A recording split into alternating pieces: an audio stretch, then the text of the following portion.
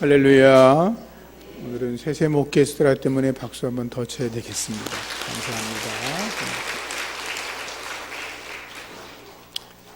우리가 하나님께 더 가까이 나아가야 될 줄로 믿습니다.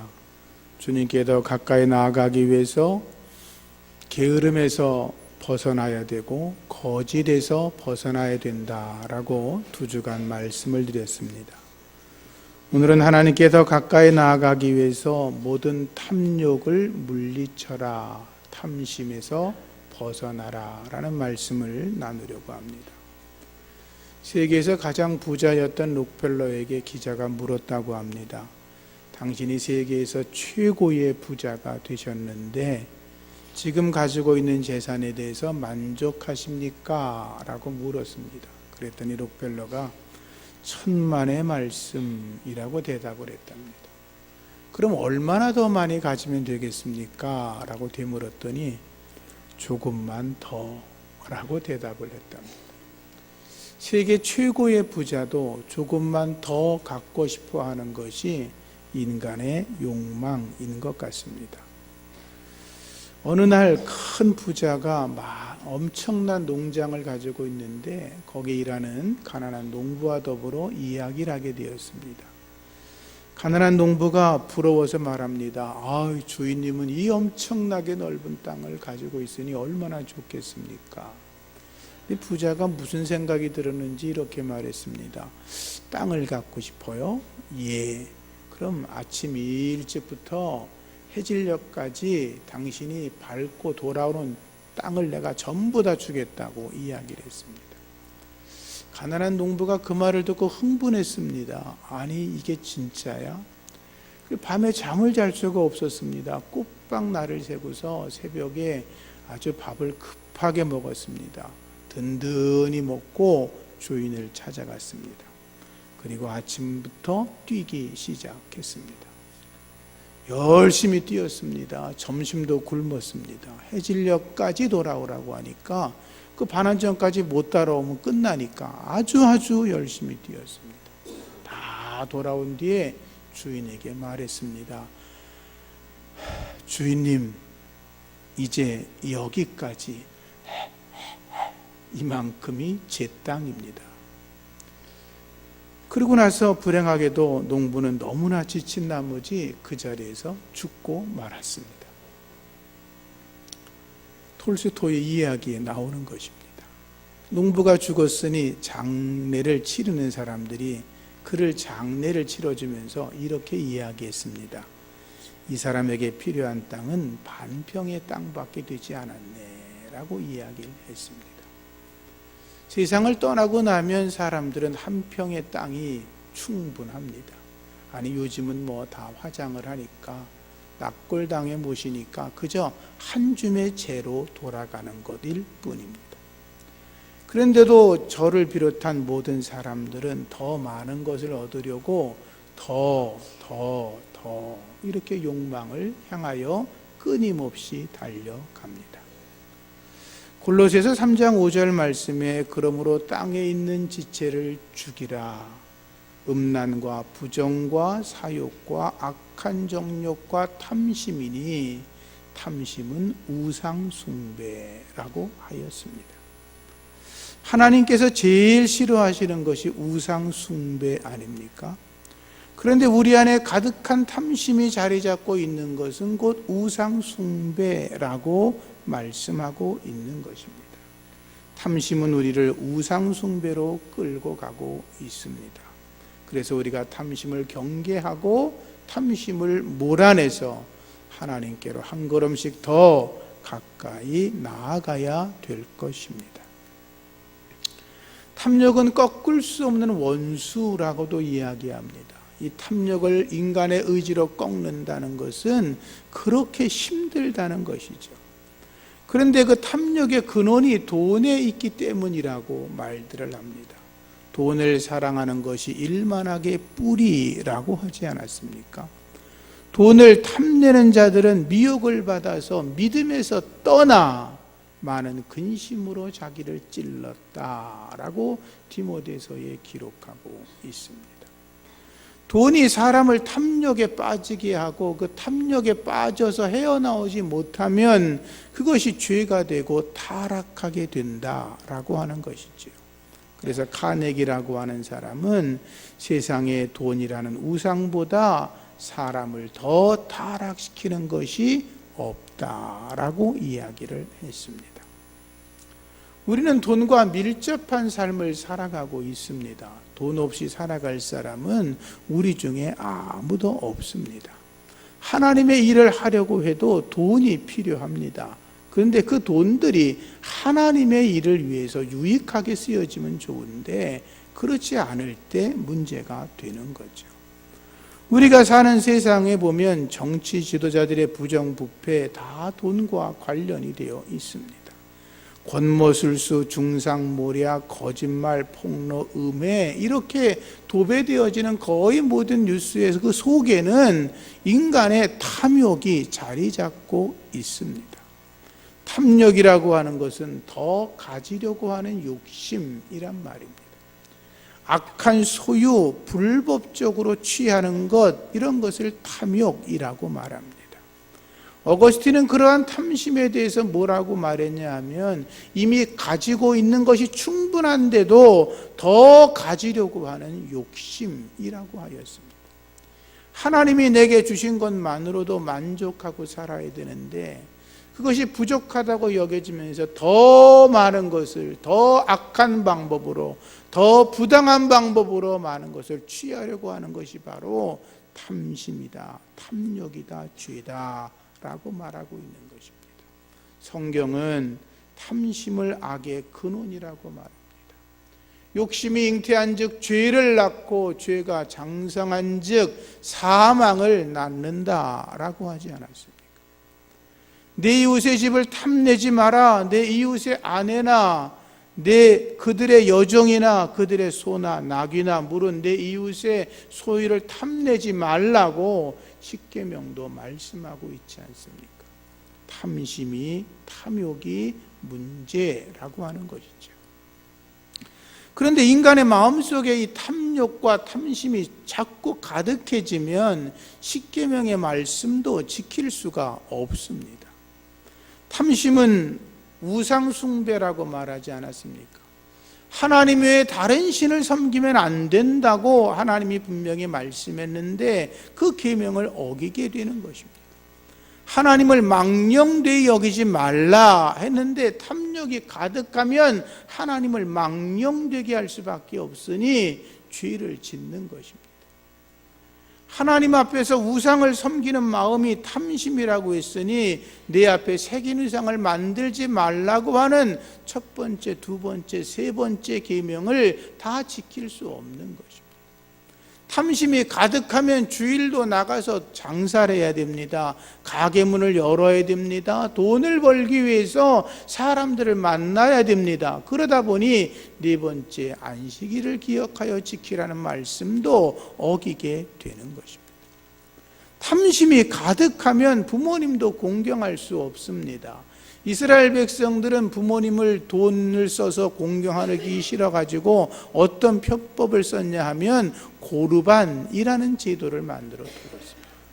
고르반이라는 말은 하나님께 드림받았다 그런 뜻입니다. 말이 얼마나 멋집니까? 하나님께 드렸다고 하니 왜 부모님을 잘 모시지 않습니까? 라고 물어보면 이렇게 말합니다. 저는 이미 전 재산을 고르반 하나님께 드렸습니다. 내가 부모님을 잘 모시고 싶은데 이미 고르반했기 때문에 부모를 내가 모실 수 없습니다. 그런데 그 고르반은 자기가 부모를 모시기 싫어하는 탐심에서 시작된 것이었습니다. 탐심이 가득하면 부모를 공경할 수도 없습니다. 탐심이 가득하면 살인하게 만듭니다. 성적인 탐욕은 간음하게 만듭니다. 탐심은 남의 것을 도둑질하게 만듭니다. 탐심은 남을 속여 거짓말하게 만듭니다. 탐심은 하나님이 명하신 십계명을 하나도 지킬 수 없게 만드는 가장 악한 죄 중에 죄인 것입니다. 그래서 예수님께서 삼가 모든 탐심을 물리쳐라 라고 말씀하신 것이죠. 저와 여러분들이 탐심에서 벗어날 수 있기를 주님의 이름으로 축복합니다. 사실 사람들이 무엇인가를 더 소유하고 싶다는 생각이 잘못된 건 아닙니다. 그것 자체를 죄다라고 말할 수 없습니다.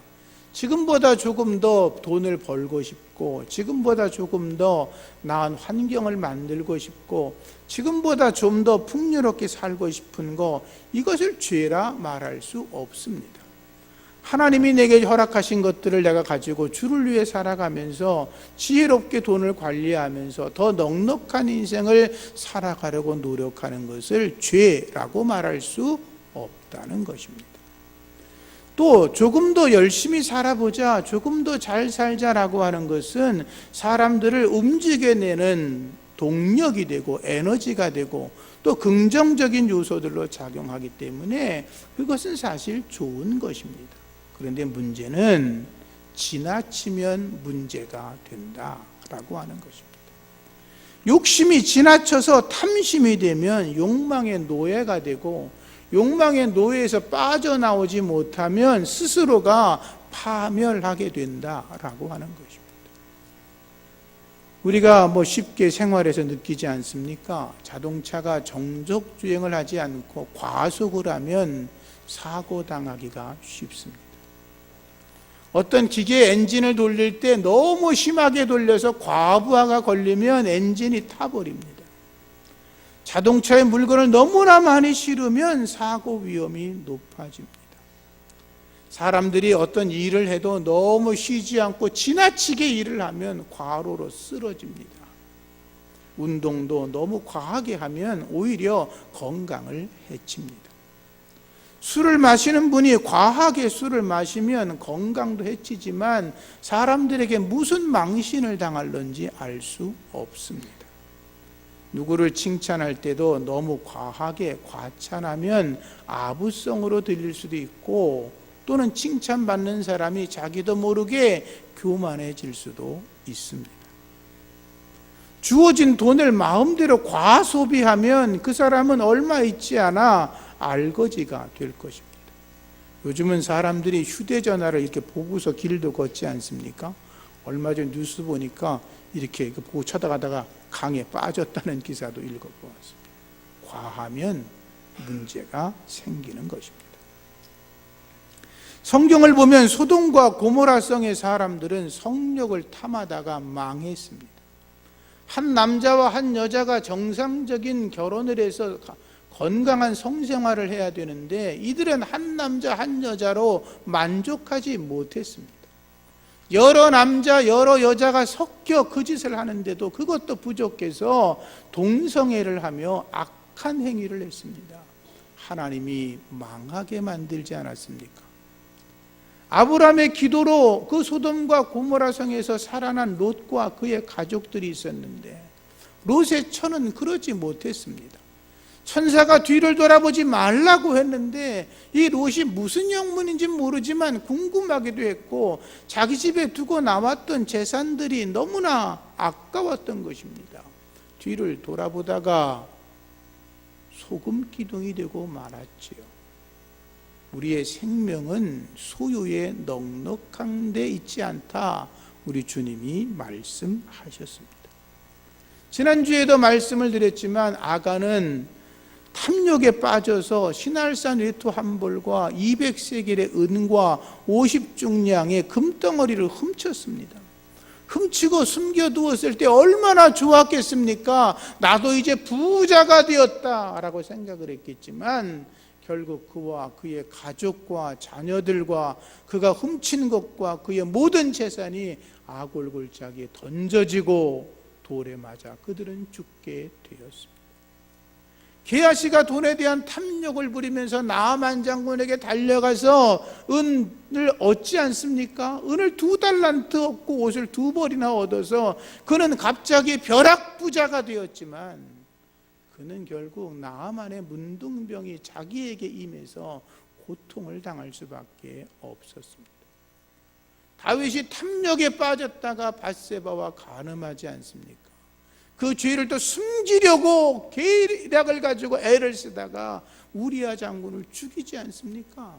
그는 회개했지만 그 죄에 대한 책임을 하나님이 물으셨고, 성경을 보면 다윗은 그 사건 이후에 말할 수 없는 고통과 괴로움에 빠져야만 됐습니다. 가룟 유다가 자기 욕심에 가득해서 예수를 은 30에 팔았습니다. 그러나 그는 스스로 목을 매달고 죽을 수밖에 없었습니다. 아나니아와 삽비라가 자기가 밭을 판 돈에 대해서 아까웠습니다. 탐심이 생겼습니다. 하나님 앞에 서원했지만 일부를 감추어 두었습니다. 그랬지만 그는 많은 돈을 헌금하고도 그들은 생명을 잃는 불행을 겪고 말았습니다. 그래서 예수님께서 삼가 모든 탐심을 물리쳐라 라고 말씀한 것입니다. 탐심은 개인을 망가뜨리고 가정을 망가뜨리고 교회 공동체를 망가뜨리고 이 나라와 민족을 무너뜨리는 것입니다. 탐심에서 벗어나 하나님의 은혜로 살아가는 저와 여러분이기를 축복합니다. 민수기 11장 34절에 기브롯 핫다아와라는 명칭이 나옵니다. 기브롯 핫다아와. 그 뜻은 탐욕의 무덤이란 뜻입니다. 탐욕의 무덤. 잘 아시는 것처럼 이스라엘 백성들이 애굽에서 나왔습니다. 홍해가 갈라졌습니다. 마라의 쓴물이 단물로 바뀌었습니다. 뜨거운 태양을 하나님이 구름으로 가려주십니다. 추운 밤을 하나님이 불기둥으로 덮어주십니다. 은혜 속에 살아갔습니다. 먹을 게 떨어지니까 만나를 주시고, 물이 떨어지니까 반석에서 물이 나오게 하시지 않습니까?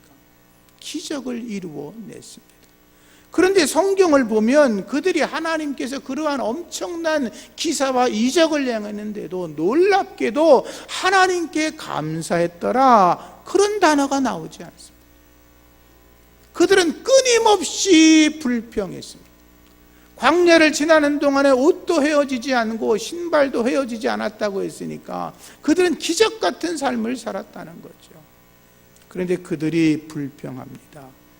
맨날 날마다 만나만 먹고 사니까 지겹다는 것입니다.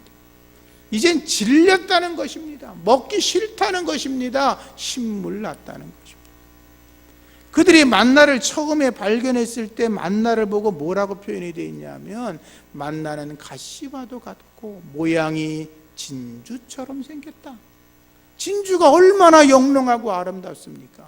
너무나 신비하고 좋았다는 거죠. 만나는 맷돌에 갈기도 하고 절구에 찢기도 하고 가마에 넣어 삶기도 하면서 과자를 만들어 먹을 수도 있는데 그 맛이 마치 기름 섞은 과자처럼 맛이 좋은 음식이더라 그랬습니다. 그들이 처음에 만나를 먹었을 때 너무너무 좋았던 거죠. 진주 같더라. 기름을 쳐서 만든 맛있는 과자 같다. 얼마나 좋은 이야기. 그런데 그거를 먹다 보니까 질렸다는 겁니다. 이젠 싫다는 겁니다. 다른 것을 먹고 싶다는 것입니다. 그래서 그들이 말합니다. 우리가 애굽에서 종살이 했을 때 고기와 생선을 마음대로 먹었다. 오이와 참외와 부추와 파와 마늘을 마음대로 먹었는데 우리에게 고기를 달라고 모세에게 요청을 하기 시작했습니다. 그런데 성경에 보면 이렇게 표현되어 있습니다. 이것은 섞여 사는 다른 인종들의 탐욕을 품은 것이다. 이스라엘 백성들 속에 들어왔던 이방 잡족들 마음속에 탐욕이 생겼고, 그 탐욕이 이스라엘 백성들에게도 퍼져서 결국 그들이 탐욕 때문에 고기를 달라고 요구했다는 거죠. 모세가 그들의 요구에 당황했습니다. 하나님께 기도합니다. 하나님, 차라리 나를 죽여주십시오. 저들이 고기를 달라고 하는데 제가 무슨 재주로 저들에게 고기를 먹입니까? 저를 아예 이 고통 속에서 죽여버리셔서 이 고난을 보지 않게 해주시면 어떻겠습니까? 하나님이 그러십니다. 모세야, 걱정하지 마. 내가 고기를 줄게. 하루도 하루도 아니고 이틀도 아니고 닷새도 열흘도 아니고 한 달간 동안 그들이 아주 질리도록 먹게 내가 해주겠다. 모세가 그럽니다. 하나님, 농담이시죠? 제가 데리고 나온 사람이 장정만도 60만 명인데 그 많은 사람을 무슨 재주로 먹입니까? 하나님 보십시오. 양떼를 잡는들 가능하겠습니까? 소떼를 잡는들 가능하겠습니까? 바다의 물고기를 다 잡아 올린들 가능하겠습니까? 하나님, 저는 포기하겠습니다. 하나님이 그러십니다. 내 손이 짧은 줄 아냐? 내가 너에게 한 말을 응하는 여부를 너에게 보여주겠다. 하나님이 보여주겠다라고 말씀하십니다. 하나님 말씀하신 뒤에 동쪽에서부터 바람이 불기 시작합니다. 바닷바람을 타고 메추리들이 날아옵니다. 그 메추리들이 날아와 가지고 갑자기 땅에 떨어집니다. 땅에 막 쌓이기 시작하는데 성경에 보면 여러분 얼마나 쌓였냐 하면 하루길 되는 길에, 하루길이면 그 당시에 30km 정도를 얘기합니다. 하루에 30km 간다는 거죠. 하루길 동안 쌓인 것이 2규빗 90cm가 쌓였다 그랬습니다. 30km 되는 그 넓은 곳에 90cm나 되는 메추라기가 첩첩이 쌓였으니 얼마나 엄청난 사건입니다. 아마 수많은 이스라엘 백성들이 그것을 보고 너무나 놀랐을 겁니다. 땅에 떨어지자마자 잡았을 겁니다. 아마 털도 안 뽑고 그냥 먹었을 겁니다. 그런데 성경에 이렇게 나옵니다. 고기가 아직 이빨 사이에 씹히기도 전에 여호와께서 백성들을 향하여 진노하사 심히 큰 재앙으로 치셨더라. 그래서 그곳의 이름을 기브롯 핫다하와 탐욕의 무덤이라고 이름을 지었다고 기록되어 있습니다. 이스라엘 백성들은 하나님께 감사하지 않았습니다. 하나님의 은혜라고 하지 않았습니다. 수많은 기적을 경험하면서도 그들은 끊임없이 하나님께 더 불평하면 또 다른 것이 생길 거라고 착각을 했습니다. 하나님은 그들의 요구를 들어주셨지만 그들의 탐욕에 대해서 용서하지 않으셨습니다. 우리가 하나님의 은혜를 날마다 기억해야 합니다. 하나님의 은혜에 감사해야 합니다. 그렇게 살아가시면서 예수님으로 우리를 충만케 하시기를 부탁을 드립니다. 사도행전 12장에 보면 헤롯 왕이 교회를 핍박하는 기록이 나옵니다. 헤롯 왕이 유대인들의 눈치를 보니까 교회가 커지는 게 싫어하거든요. 자기도 교회 공동체가 확장되는 게 불안하거든요. 야고보 사도를 잡아서 목을 잘라 죽였습니다. 그런데 유대인들이 갑자기 헤롯 왕이 잘했다고 박수를 칩니다. 칭찬합니다. 교회를 핍박하는 거 보니까 너무나 잘했다는 것입니다. 헤롯 왕이 그 다음에 베드로를 잡아넣습니다. 감옥에 가두어 두었는데 군사들이 자기 발과 베드로의 발을 서로 묶습니다. 손을 묶습니다. 쇠거랑을 손과 발에 같이 누워 자고 있었습니다. 교회가 베드로 위해서 열심히 기도합니다. 하나님께서 베드로 사도에게 쇠사슬이 다 풀어지고 옥문 밖으로 저절로 나오게 역사하셨습니다. 그리고 베드로는 기도하고 있는 공동체의 성도들과 만나고 그 자리를 떠나 다른 곳으로 갑니다. 아침이 돼서 헤롯 왕이 베드로를 잡아오라고 합니다. 죽여버리겠다는 것입니다. 이미 베드로는 딴 곳으로 가버렸으니까 어떻게 할 수 없었고 베드로를 지켰던 파수꾼들이 대신 목이 잘려 죽었습니다. 로마법이 그랬거든요. 그런데 그 일이 있은 직후에 헤롯 왕이 두로와 시돈 지역에 있는 왕들과 화친을 맺는 거국적인 행사가 일어났습니다. 유대인들이 헤롯을 막 칭찬하고 있지 않았습니까? 헤롯 왕이 그런 분위기 속에서 아주 신이 나가지고 강단에 올랐습니다. 단에 올라가지고 큰 소리로 막 호령하며 막 크게 떠듭니다. 그런데 그 밑에서 듣던 유대 백성들이 헤롯을 향하여 말합니다. 이건 사람의 소리가 아니라 신의 소리입니다. 높여 칭찬했습니다. 헤롯이 자기 보고 신이라고 말하니까 너무나 신이 났습니다. 로마 황제 정도나 돼야 신이라는 명칭을 듣는데 자기도 신이라는 말을 들으니까 우쭐했습니다. 헤롯은 그 말을 들었을 때 나는 신이 아니고 하나님은 살아계시다고, 나는 아무런 존재가 아니라고 한 발 뒤로 물러섰어야 됐습니다. 그런데 헤롯은 자기의 높아지는 탐욕 때문에 스스로 자기를 높이다가 성경에 보면 주의 사자가 곧 친히 벌레에 먹혀 죽었다고 기록이 되어 있습니다. 자기를 낮추는 자가 주 안에서 높아지는 줄로 믿습니다. 탐욕에 빠지면 안 되는 것입니다. 오늘 본문의 말씀에서 예수님이 거듭 말씀하십니다. 삼가 모든 탐심을 물리쳐라. 사람의 생명이 그 소유의 넉넉함에 있지 않다. 그리고서 예수님이 15절부터 말씀하십니다. 한 부자가 농사를 지었는데 풍년이 됐어. 많은 것을 소출했는데 그 많은 걸 창고에 들여놓을 데가 없었다. 그래서 그 부자가 생각하기를 내가 이 많은 것을 창고에 넣으려니 창고가 부족해. 이거 헐어버리고 더 크게 지어서 내가 수확한 모든 것을 거기에 넣어두겠다. 그리고 말하기를 내가 몇 년 동안 쓸 물건을 가득 쌓아두었으니 내 영혼아 평안히 먹고 쉬고 마시고 즐거워하자라고 말을 했다는 거예요. 그런데 이어서 예수님 뭐라고 말씀하셨냐면, 따라하실래요? 어리석은 자야. 그를 향하여 어리석다고 말씀. 세상에서는 많은 부를 축적하고 자기를 위해서 배가 터지도록 쌓아놓으면 잘했다고 말하고 지혜롭다고 말하고 영특하다고 말해야 되는데, 예수님은 어리석다라고 말씀했어요. 오늘 밤에 내 영혼을 도로 찾으리니 그러면 내 준비된 것이 누구의 것이 되겠느냐라고 말씀하셨죠. 어리석은 자들은 자신들을 위해서 더 많은 걸 쌓아 올립니다. 하나님께서 자기에게 주신 축복을 주변에 고통당하고 어려운 사람들에게 나눌 줄을 모릅니다. 오직 자기만을 위해서 재산을 쌓아 놓았던 것이지요.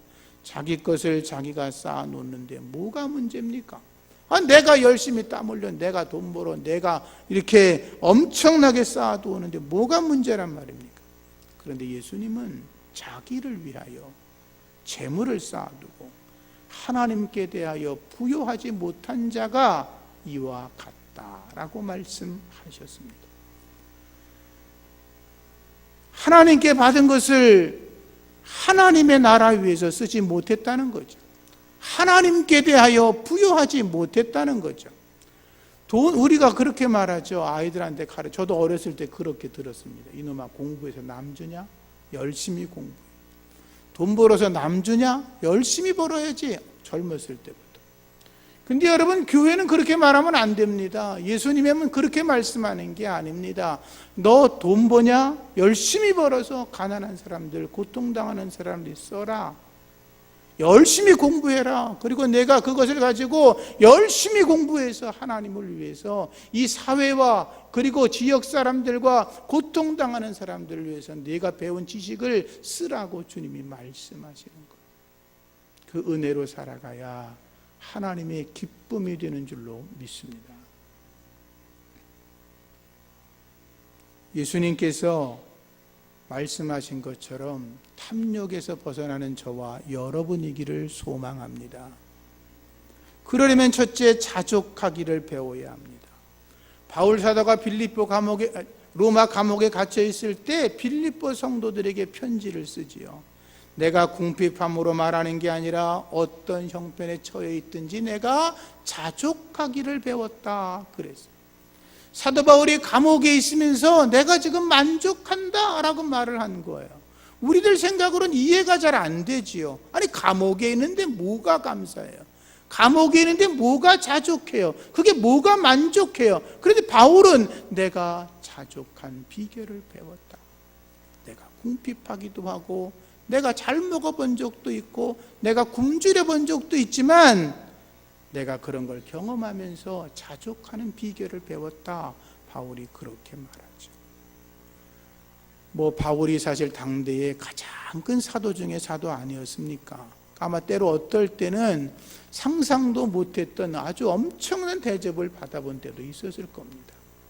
그러나 바울이 항상 그런 대접을 받은 건 아니었습니다. 바울의 거의 모든 생애는 고난과 고통의 연속이었습니다.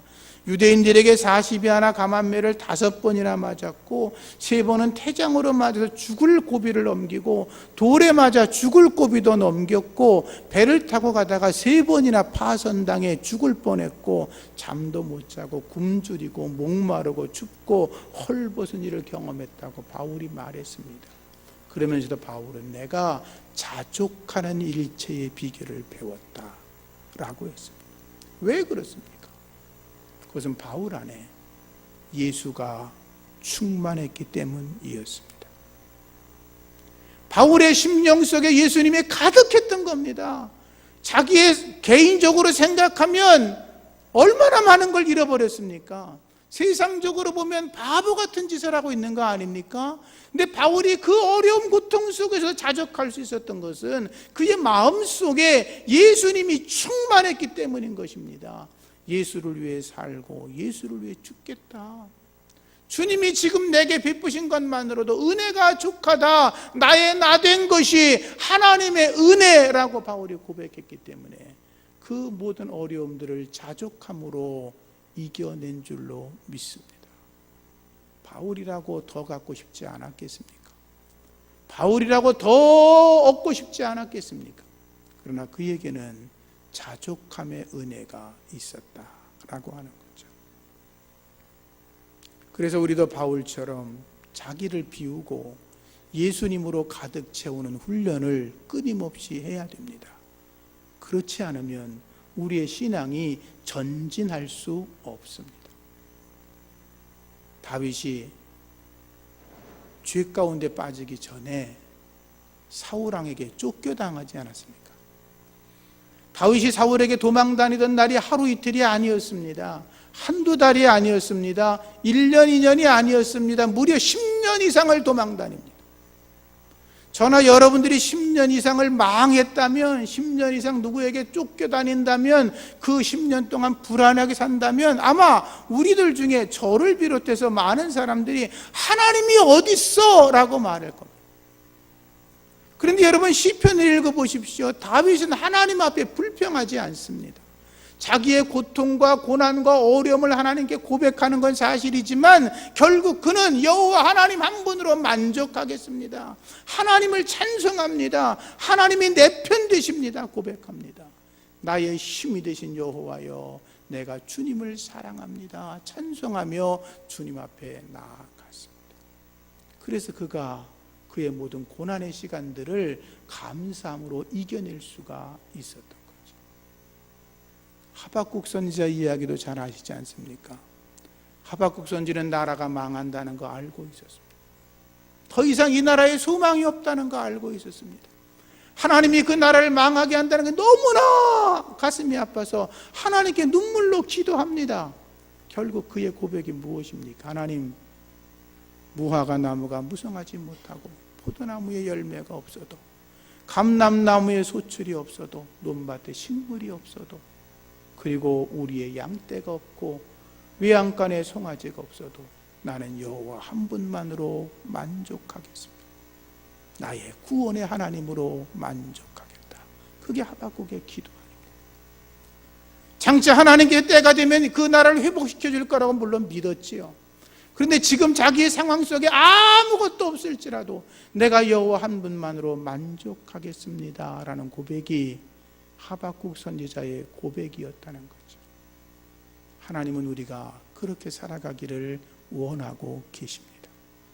물론 설교하는 저도 이 말씀을 전할 만큼 자격 있는 사람은 아니고, 말씀을 듣는 여러분들도 이 말씀을 들으면 다 부딪힘의 은혜가 있겠지만 우리가 하나님의 거룩함으로 나아가야 될 줄로 믿습니다. 더 하다가 스스로 무너지지 말고 주님의 마음을 우리 마음에 풍성히 담아서 하나님 앞에 한 걸음씩 더 나아가는 거룩한 주의 백성들 되시기를 예수님의 이름으로 축복합니다. 기도하겠습니다. 하나님 감사합니다. 오직 예수님으로 살아갈 수 있는 믿음을 우리에게 허락하여 주시옵소서. 우리에게 허락하신 것에 대해서 감사하게 하시고 불평하지 않게 하여 주옵소서.